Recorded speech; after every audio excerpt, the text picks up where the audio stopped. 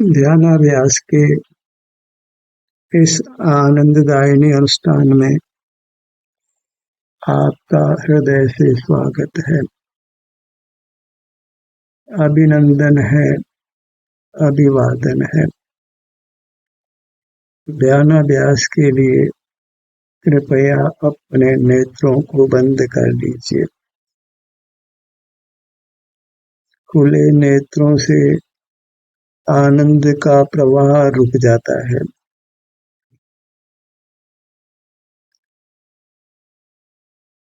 ज्ञान की आड़ में आनंद रुक जाता है। ज्ञान बहिर्मुख है, बाह्य मूर्त विषयक है और वह अपने स्वरूप से च्युति रूप है, अपने आनंद भोग से च्युत है। हमको ज्ञान को विराम देना है।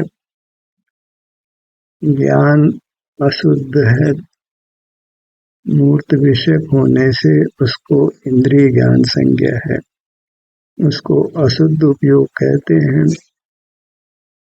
विनागम ये कहता है कि इस अशुद्ध उपयोग के शुभ उपयोग और अशुभ उपयोग ये दो भेद मत करो, उसको एक अशुद्ध उपयोग ही देखो। शुभ उपयोग और अशुभ उपयोग में एक तत्व करो, क्योंकि दोनों बहिर्मुखता रूप हैं। फिर शुभ अशुभ भाव तो मोह उदय अनुसार होते हैं। मोह का मंद उदय हो तो शुभ उपयोग होता है, तीव्र उदय हो तो अशुभ उपयोग होता है, उसमें तुम्हारा कुछ जोर नहीं। शुभ उपयोग अशुभ उपयोग वह तुम्हारे आनंद के आड़ में खड़ा होता है, आनंद नहीं होने देता है। आनंद चाहिए तो बस ज्ञान को विराम दे दो, इतना सा ही पुरुषार्थ है। इंद्रिय जयी हो जाओ, इंद्रिय ज्ञान का निरोध कर जिनेंद्र हो जाओ और अनंत काल आनंद से रहो। प्रयोग करके देख लो, अनुभव से इसको प्रमाणित करो। जब बहिर्मुख नहीं होते हैं तो आपको अपनी मूर्त में आनंद होने लगता है, एक शांति का प्रवाह होता है। आप विश्रांति में होते हैं, तनाव रहित होते हैं, अपने उत्तम आनंद स्वभाव को व्यक्त कर लेते हैं, वीतराग होते हैं, परमात्मा समान होते हैं। कितना सुगम हो गया मुक्ति का ये मार्ग कि केवल ज्ञान का निरोध करना है, कुछ जानना नहीं है, बहिर्मुख नहीं रहना है, अशुद्ध उपयोग नहीं करना है, अर्थात बहिर्मुख नहीं रहना है। शुभ उपयोग अशुभ उपयोग दोनों से ही विरत रहना है,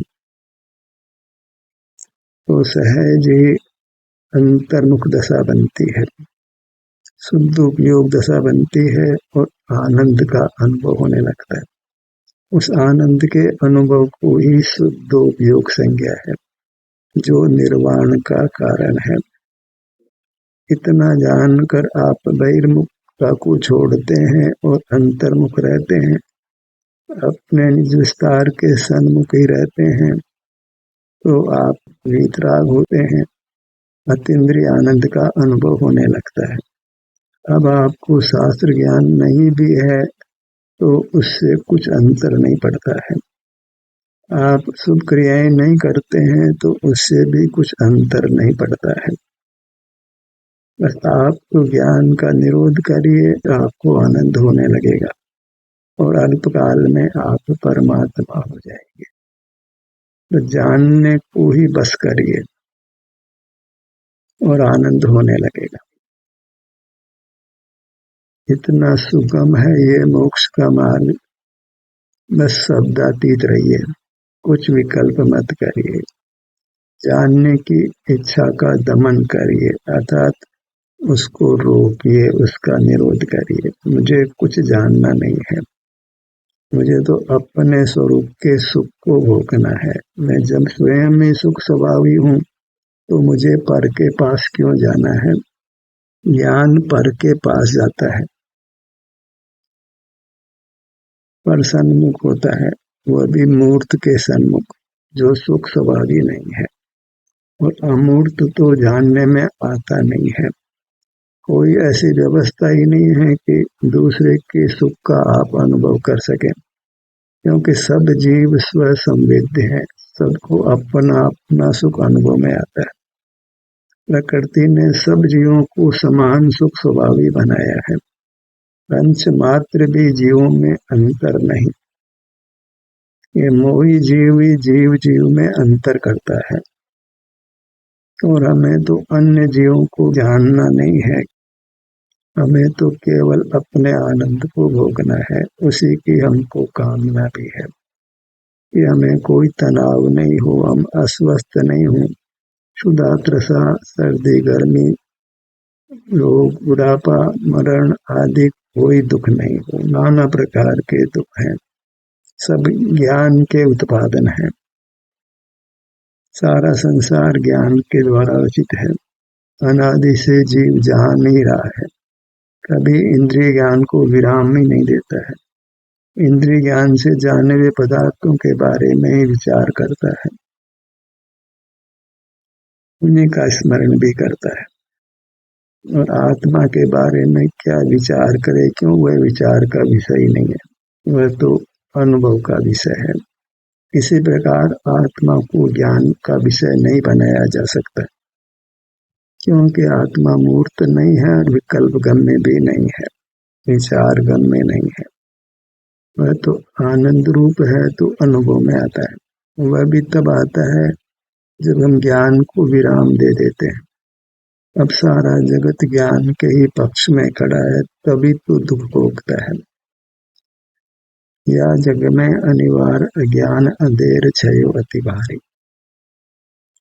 सर्व जीव ज्ञान में खड़े हुए तीव्र मंद कषाय में झूलते हैं, और दोनों ही प्रकार की कषाएं, चाहे शुभ हो कि अशुभ हो, जीव के सुख का अल्पाधिक घात करती हैं, उसके आनंद को रोकती हैं, उसके सुख की कामना की पूर्ति नहीं करने देती हैं। ज्ञान करना बंद करते हैं तो हम अपनी मूर्त के सन्मुख हो जाते हैं। अपना ध्यान अपने ही सन्मुख होता है, अपने सिर से पैरों तक सिमट जाता है और आनंद तरंग में आनंद होने लगता है। और ये विषयानंद नहीं है, पराधीन नहीं है, अत्यंत स्वाधीन अपना स्वयं का निर्दोष आनंद है। निर्दोष को निर्दोष आनंद लो जहाँ से प्राप्त हो। अपनी मूर्त से प्राप्त होता है तो अपनी मूर्त के पास जाकर निर्दोष सुख लीजिए। यह दिव्य अंतस्तत्व जिससे बंधनों से मुक्त हो। बंधन से मुक्त होना चाहते हो, इंद्रिय ज्ञान से मुक्त होना चाहते हो, मन को जीतना चाहते हो, तो अपनी मूर्त से युक्त रहो, अपने अनुभव रूप रहो, बाहर का जानना बंद रखो।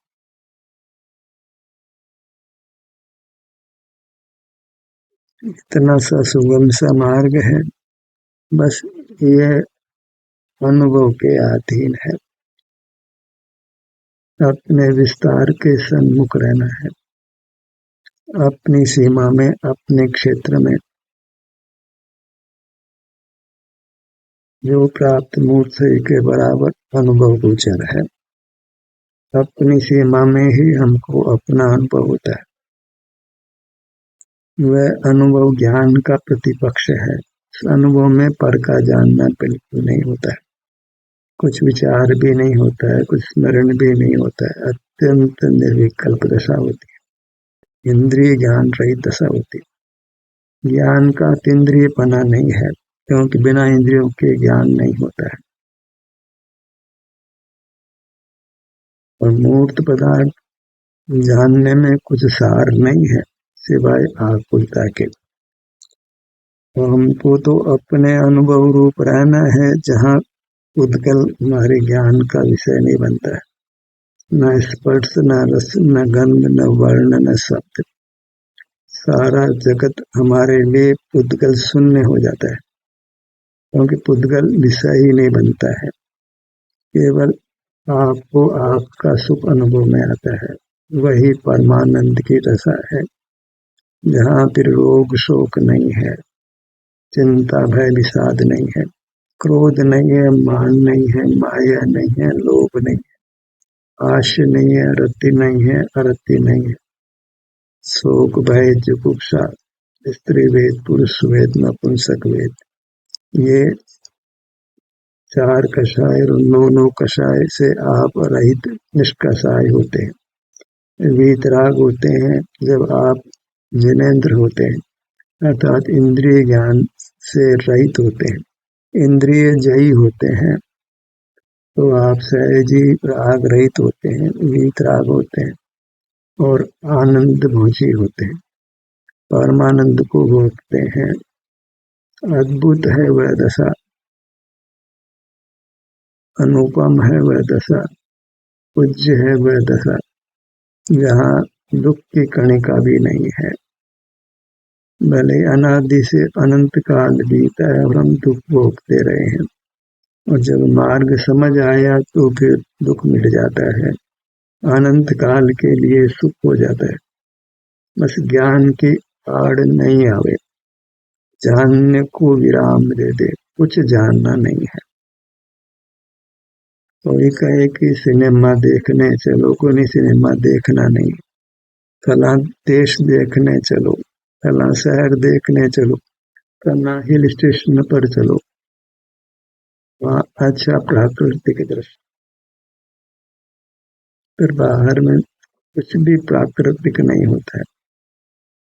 प्रकृति नाम उत्कृष्ट कृति का है और वह तो अपनी मूर्त है। प्रकृति नाम नेचर का स्वभाव का है, और स्वभाव तो अपने पास होता है, अपने भाव को स्वभाव कहते हैं। तो स्वाभाविक जीवन ही नेचुरल जीवन है, अपने स्वभाव के आश्रित, अपनी मूर्त के आश्रित।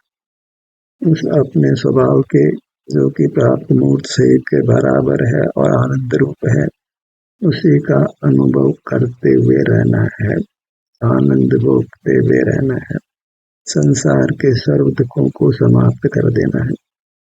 फिर किसी बाह्य पदार्थ की आवश्यकता नहीं रहती है, स्वयं को स्वयं से आनंद मिल जाता है। न भोजन की जरूरत, न पानी की, न औषधि की, न वस्त्र की, न मकान की, न वाहन की, न मित्र की, न पत्नी की, न पति की, न पुत्र की, न पुत्री की, न भगवान की, न गुरु की, न शास्त्र की, न तीर्थ की। आपका अनुभव करता हुआ आनंद भोगता है, और अनुभव भी स्वमेव ही होता है। बस ज्ञान की पिपासा खत्म हो गई, ज्ञान अशुद्ध उपयोग रूप होता है। एक अशुद्ध उपयोग कहो, शुभ अशुभ उपयोग के दो भेद मत करो, बहिर्मुखता में दो टुकड़े मत करो। बहिर्मुखता अशुद्ध उपयोग, शास्त्र पढ़ते हैं वह तो अच्छा हुआ, देव दर्शन करते हैं वह तो अच्छा हुआ, देव का अभिषेक करते हैं, पूजन करते हैं, तीर्थ यात्रा करते हैं, दया दान आदि करते हैं, उपवास करते हैं, यह तो कुछ ठीक हुआ। इतने पदार्थों का त्याग करते हैं, वेश बदल लेते हैं, नग्न हो जाते हैं, तो कुछ मोक्ष मार्ग होता है। मोक्ष मार्ग बस ज्ञान के निरोध रूप है, बहिर्मुखता के निरोध रूप है, मोक्ष मार्ग हो जाता है। कदाचित फिर बहिर्मुखता भी होती है तो स्वानुभव के बल से मोह की शक्ति तो टूट जाती है, कमजोर मोह का उदय होता है, तो वहां फिर सहज ही कैसा है, लंबाती नहीं है, शीघ्र ही आप लौट कर अपने में आ जाते हैं और अपने सुख को भोगने लगते हैं। तो कैसा है कि मंदता भी आकुलता रूप लगती है, जीवों को तो कषाय की मंदता जैसी ही नहीं लगती, उसको लगता है कि जैसे हम तो साक्षी मात्र हैं, बस पदार्थों को जान नहीं रहे हैं। पर यह धोखा उन्हीं को होता है जो अपने स्वभाव को नहीं जानते हैं, जो नहीं जानते हैं कि आनंद ज्ञान की आड़ में रुका है, जो ज्ञान करते हुए अपने आप मोक्ष मार्गी मानते हैं, उनको ही बहिर्मुखता में होते हुए मंद कषाय कषाय लगती नहीं, उनको उसमें आकुलता नहीं। वे तीव्र कषाय के सामने मंद कषाय को खड़ा करते हैं। वो से होने वाले सुख के सामने खड़ा करें तो मंद कषाय भीषण ताप जैसी लगती है। वह सुख की विजाति है, सुख की जाति से उसका मेल नहीं। तो अनुभव करना चाहिए किसके? आनंद का। आनंद का अनुभव माने अपने मूर्त का अनुभव, क्यों? अपनी मूर्त ही तो आनंद रूप है, और कहीं बाजार में तो आनंद मिलता नहीं है, अन्य वस्तुओं की प्राप्ति नहीं है। अन्य वस्तु में ज्ञान होता है बहिर्मुखता में, लेकिन वस्तु नहीं मिलती है, तो ज्ञान करना वृथा हो गया। और वस्तु कदाचित मिल जाए तो हम अचेतन होंगे, और अचेतन को सुख का अनुभव होता नहीं है। और चेतन अचेतन तो नहीं हो सकता है, बस चेतन का रूप बिगड़ जाता है। ज्ञान के साथ आनंद नहीं होकर दुख होने लगता है, अनुभव होने पर वैसे सुख भी दुख रूप लगता है। जो अपना अनुभव नहीं करते हैं, ज्ञान को अपना विभाग नहीं मानते हैं, उनको ही विषय सुख सुख जैसा लगता है। अनुभवी जीवों को जिन्होंने ज्ञान का निरोध किया है, उनको विषय सुख एक चाप की तरह लगता है। विषय सुख सुख उन्हीं को लगता है जो विषय में आते हैं, तो उनको लगता है कि कुछ अच्छा हो गया। तीव्र दुख के आगे मंद दुख उनको सुख सा लगता है। पर जो अंदर शांति को भोग कर बहिर्मुख होते हैं, तो हर विषय उनको आकुलता देता हुआ लगता है, उनके आनंद का घात करता हुआ लगता है, आनंद की आड़ में खड़ा हुआ लगता है।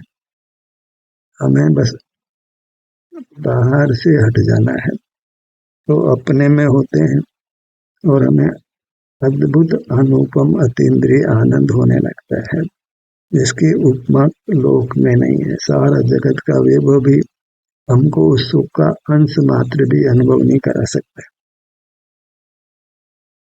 तो बाहर का जानना रोकते हैं, तो सत्ता ही अपने सन्मुख होने लगते हैं। पर निर्देशित ध्यानाभ्यास में तो हम विकल्प करते हैं कि अपना मुख अपनी ओर लाइए, और कोई रास्ता नहीं है, तो अपने ध्यान को अपने मुखमंडल पर लाइए।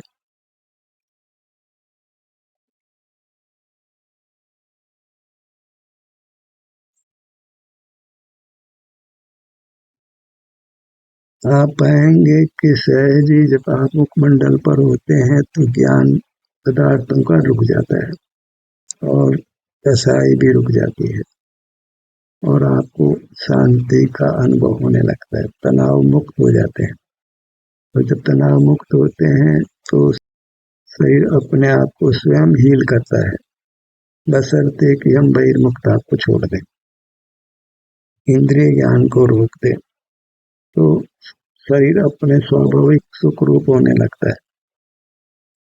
प्राप्त मूर्त शरीर भी उसी के अनुरूप स्वस्थ होने लगता है। बस हमें तो कषाय मुक्त होना है, उसके लिए ज्ञान मुक्त होना है, क्यों? कषाय को उत्पन्न ज्ञान करता है, बहिर्मुखता करती है। बहिर्मुख है, मूर्त को जानने रूप है, विचार करने रूप है, स्मरण करने रूप है।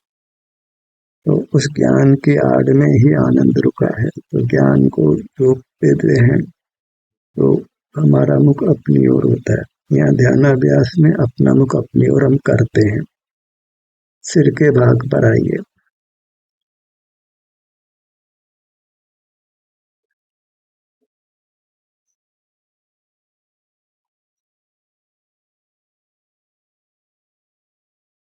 आपको भी इस प्रकार अपने को मन ही मन निर्देश देना है अपने विभिन्न भागों पर आने का। उससे अपने भागों पर आना सुगम हो जाता है। ललाट के भाग पर आइए।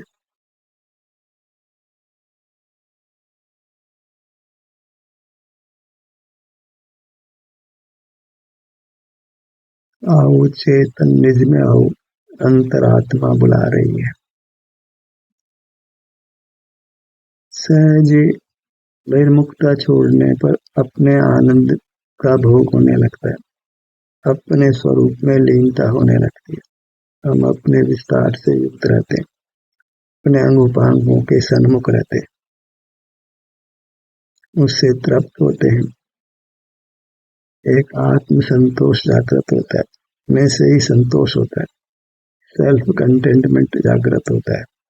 अपने को पाकर ही हम संतुष्ट होते हैं, पर की वांछा नहीं रहती। पदार्थों से सुख की आशा नष्ट हो जाती है, तो पदार्थों की ओर देखना नहीं रहता है, ज्ञान का निरोध होने लगता है। गुरु मध्य पर आइए।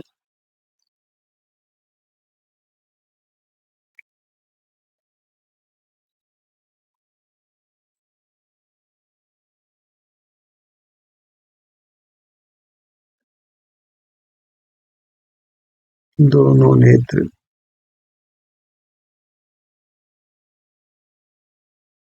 इतना ही ध्यान रखना है कि अभी जब ज्ञान का निरोध कर अपने सन्मुख होते हैं, तो पूर्ववत कर्म के संबंध से कदाचित वेदना भी, तो हमें मार्ग को छोड़ना नहीं है। कितना भी कर्म के विपाक से वेदना हो, हमें ज्ञान में खड़े नहीं होना, अपने सन्मुख ही रहना है, बहिर्मुख नहीं होना है, अन्यथा मोक्ष मार्ग नहीं बनता है। मोक्ष मार्ग के बिना मोक्ष नहीं होता है। बायां नेत्र।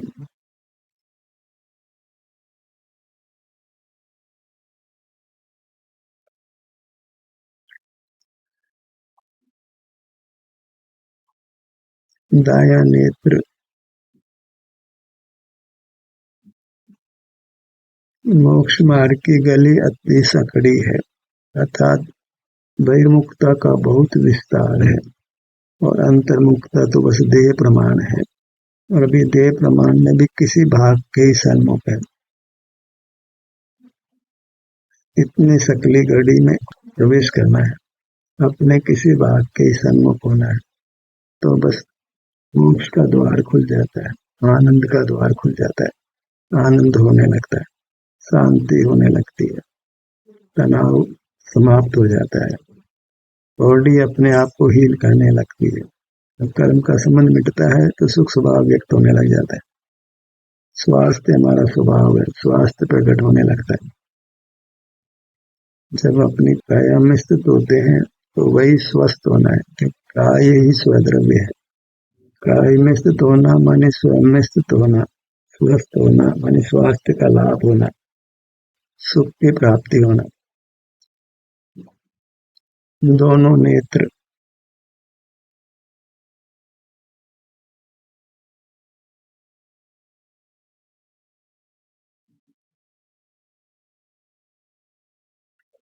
दायां नेत्र।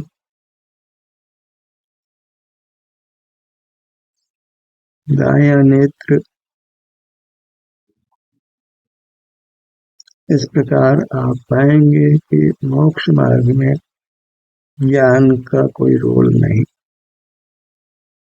यह अपने सन्मुख होते हैं तभी वास्तव में सम्यक ज्ञान होता है, मोक्ष मार्ग का स्वरूप का ज्ञान होता है। तो भी फिर ज्ञान का निरोध ही करना होता है। ज्ञान विकल्प रूप होता है, तो उस विकल्प को छोड़ना ही होता है और अपने सन्मुख ही होना होता है। हर स्थिति में ज्ञान का निरोध करना है, चाहे सम्यक ज्ञान हुआ हो चाहे मिथ्या ज्ञान हो, शुभोपयोग हो कि अशुभयोग, ज्ञान को आनंद के बीच में आने नहीं देना है, नहीं तो आनंद मिटेगा और ज्ञान होगा। ज्ञान होता है तो आनंद मिटता है, हमें दो में से एक को ही स्वीकार करना है, और जीव तो आनंद चाहता है, इसलिए उसे आनंद को स्वीकार करना है और ज्ञान को अस्वीकार करना है। दोनों कान।